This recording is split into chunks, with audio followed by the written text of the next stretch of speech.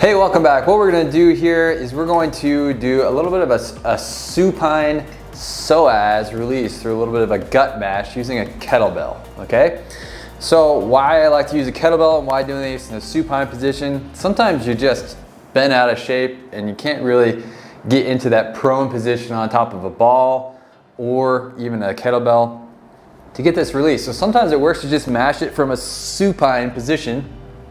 So what I'm gonna do is I'm gonna take this kettlebell, I'm gonna put the blunt end right on the inside of that pelvis. So there's a bone right here, right at the edge of your hip. You can feel, you wanna go just to the inside of that, kind of about 45 degrees down from that belly button. So go to the side of the belly button and just a little bit down right next to that bone and find that gap in there. Okay, so what we can do is we can start and you put the same side leg up. We're gonna start with the foot flat, knee up, and we're gonna really try to pull that pelvis down, tuck that low back down to the floor, and see if we can breathe into the belly. Take a deep breath into the nose, and then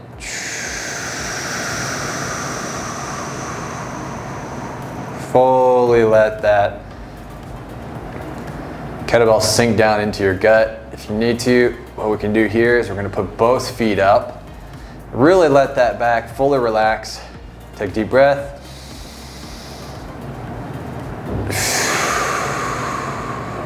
Letting that dig deep down into there.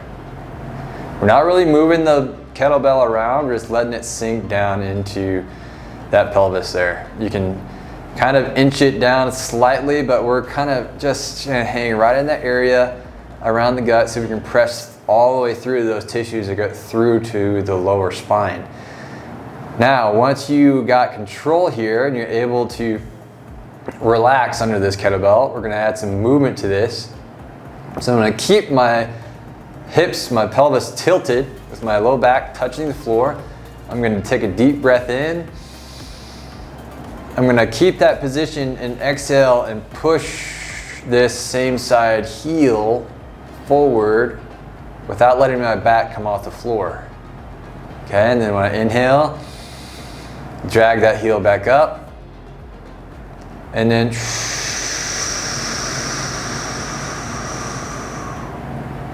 nice, and back up, inhale, and then exhale till your toes are pointing up to the ceiling. Keep that back down to the floor. Inhale. And exhale on the way down, okay? If this is just not getting that deep for you, what you can do is, now we're gonna flip it and go into super intense mode. And you're going to stick this guy kind of near the hip capsule, lining that bone, right on the inside of that bone. And this is gonna get even more pinpoint pressure down into that pelvis, right on that iliacus and that where that psoas come into the pelvis. And we're gonna do the same breathing and movement.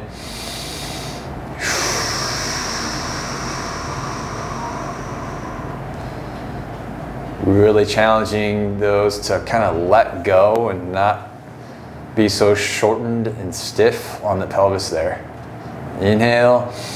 If you have to, you can just breathe here, breathe in, stiffen, and then exhale and let it sink down further to help you relax. Once you feel like you're able to relax, then add this movement back in where you inhale, maintain that back position, and then exhale, slide that forward.